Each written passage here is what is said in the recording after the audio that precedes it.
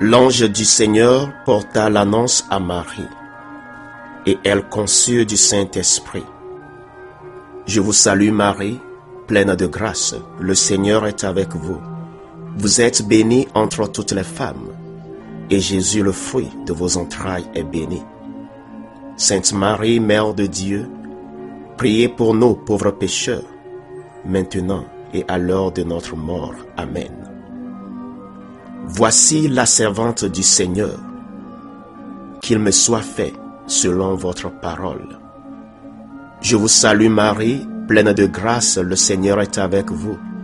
Vous êtes bénie entre toutes les femmes, et Jésus, le fruit de vos entrailles, est béni. Sainte Marie, Mère de Dieu, priez pour nous pauvres pécheurs, maintenant et à l'heure de notre mort. Amen. Et le Verbe s'est fait chair, et il a habité parmi nous. Je vous salue Marie, pleine de grâce, le Seigneur est avec vous. Vous êtes bénie entre toutes les femmes, et Jésus, le fruit de vos entrailles, est béni. Sainte Marie, Mère de Dieu, priez pour nous pauvres pécheurs, maintenant et à l'heure de notre mort. Amen. Priez pour nous, Sainte Marie, Mère de Dieu, afin que nous devenions dignes des promesses du Christ. Prions le Seigneur. Que ta grâce, Seigneur, notre Père, se répande en nos cœurs.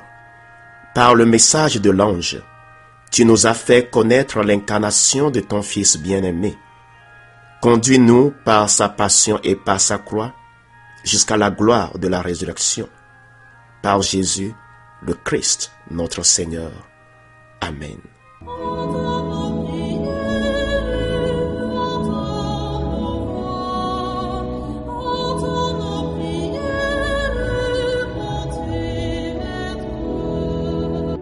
Seigneur, dans le silence de ce jour naissant, je viens te demander la paix, la sagesse, la force.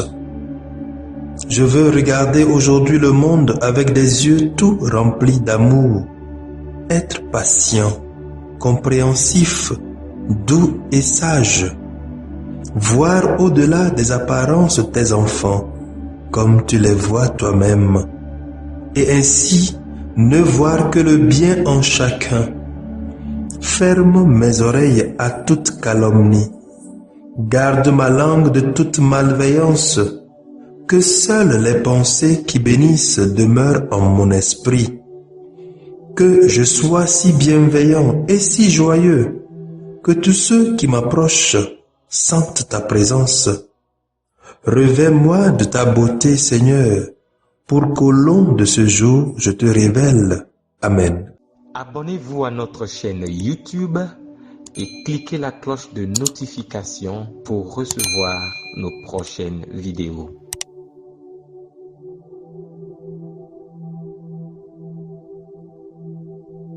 Écoutons les textes de ce vendredi 13e semaine du temps ordinaire année C, lu par la sœur Irène Aboudja NDA et le diacre Guillaume Djoussévi SM, commenté par le Père Benoît Maudit SM.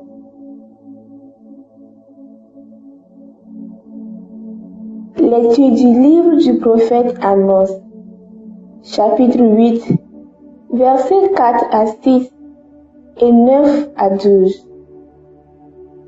Écoutez ceci, vous qui écrasez le malheureux pour anéantir les humbles du pays, car vous dites, quand donc la fête de la nouvelle lune sera-t-elle passée pour que nous puissions vendre notre blé? Quand donc le sabbat sera-t-il fini pour que nous puissions écouler notre froment? Nous allons diminuer les mesures augmenter les prix et fausser les balances. Nous pourrons acheter le faible pour un peu d'argent, le malheureux pour une paire de sandales. Nous vendons jusqu'au déchet du froment. Ce jour-là, oracle du Seigneur Dieu, je ferai disparaître le soleil en plein midi, en plein jour, j'obscurcirai la lumière sur la terre. Je changerai vos fêtes en deuil, tous vos chats en lamentation.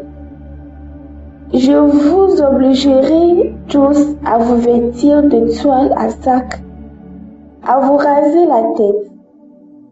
Je mettrai ce pays en deuil comme pour un fils unique, et dans la suite des jours, il connaîtra l'amertume.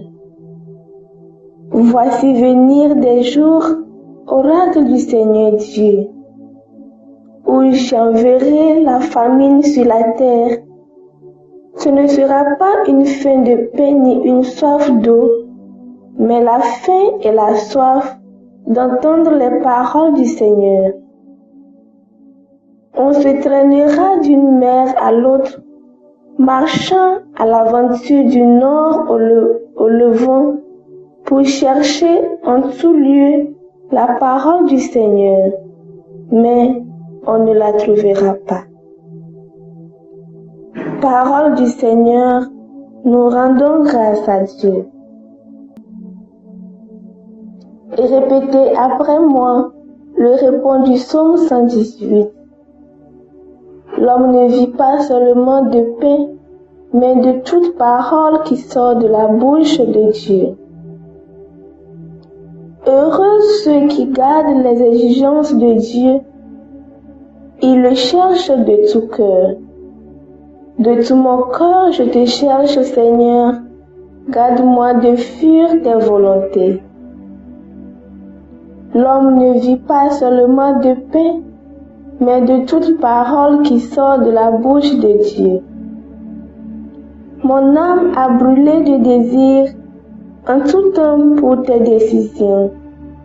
J'ai choisi la voie de la fidélité, je m'ajuste à tes décisions.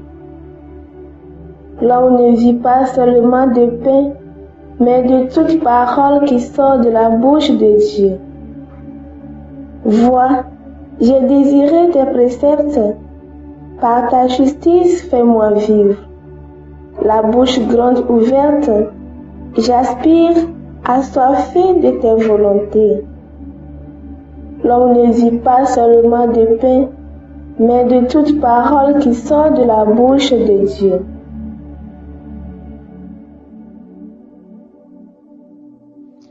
Alléluia, Alléluia, Alléluia.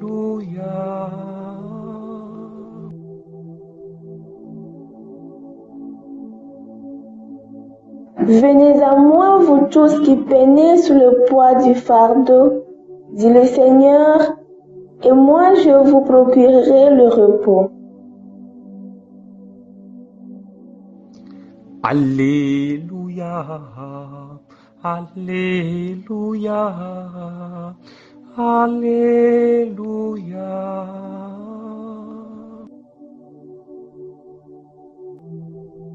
Le Seigneur soit avec vous et avec votre esprit. Évangile de Jésus-Christ selon saint Matthieu. Gloire à toi, Seigneur. Matthieu chapitre 9, les versets 9 à 13.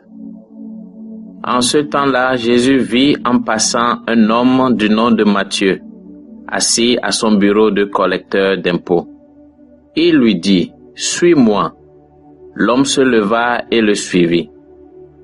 Comme Jésus était à table à la maison, voici que beaucoup de publicains, c'est-à-dire des collecteurs d'impôts, et beaucoup de pécheurs vinrent prendre place avec lui et ses disciples. Voyant cela, les pharisiens disaient à ses disciples, « pourquoi votre maître mange-t-il avec les publicains et les pécheurs? Jésus, qui avait entendu, déclara: Ce ne sont pas les gens bien portants qui ont besoin du médecin, mais les malades. Allez apprendre ce que signifie: Je veux la miséricorde, non le sacrifice. En effet, je ne suis pas venu appeler des justes, mais des pécheurs. Acclamons la parole de Dieu. Louange à toi, Seigneur Jésus. Bien, chers frères et sœurs, dans le Christ et dans l'humanité, loué soit Jésus-Christ. Aujourd'hui, vendredi de la 13e semaine du temps ordinaire année C, l'évangile du jour nous rappelle l'amour et la miséricorde de Dieu pour les pécheurs et nous met au défi de pratiquer ce même amour et cette même miséricorde dans nos relations avec les autres. En réalité, les collecteurs d'impôts travaillaient pour la puissance étrangère et prenaient d'impôts au peuple plus qu'ils ne devaient.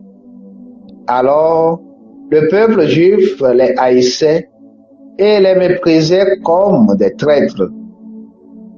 Ils étaient également considérés comme des pécheurs publics et écartés par les pharisiens. Voilà pourquoi les pharisiens détestaient Matthieu. Mais Jésus pouvait voir en Matthieu sa dignité de fils de Dieu et une personne qui avait besoin de l'amour et de la grâce divine. Dans l'Évangile, Jésus se rend au poste de Matthieu pour l'inviter à devenir son disciple. Jésus était prêt à lui offrir l'amour, la miséricorde et le pardon immérité, comme il le fait d'ailleurs pour nous tous. Il était tout à fait naturel pour Matthieu de se réjouir de sa nouvelle vocation en faisant la fête avec ses amis. Le dîner de Jésus avec des exclus dans la maison d'un traître a scandalisé les pharisiens, pour qui la pureté rituelle et la communion à table étaient des pratiques religieuses importantes. C'est pourquoi ils demandaient aux disciples de Jésus: Pourquoi votre maître mange-t-il avec les collecteurs d'impôts et les pécheurs? Répondant à cette question, Jésus a défié les pharisiens en citant Osée: Allez apprendre le sens des mots. Je désire la miséricorde, pas le sacrifice. Et il ajouta: Je ne suis pas venu appeler des justes, mais des pécheurs. Bien, chers frères et sœurs, le message ici est que Jésus nous appelle à être ses vrais disciples et à nous détourner de tout ce qui nous distrait et nous éloigne de Dieu. Tout comme Matthieu l'a fait, nous aussi, nous devons prêcher le Christ à travers nos vies en atteignant les exclus et les marginalisés de la société avec amour, miséricorde et compassion du Christ. Seigneur, aide-nous à avoir les yeux d'amour qui voient au-delà de l'apparence et un cœur miséricordieux qui accueille tout le monde. Amen.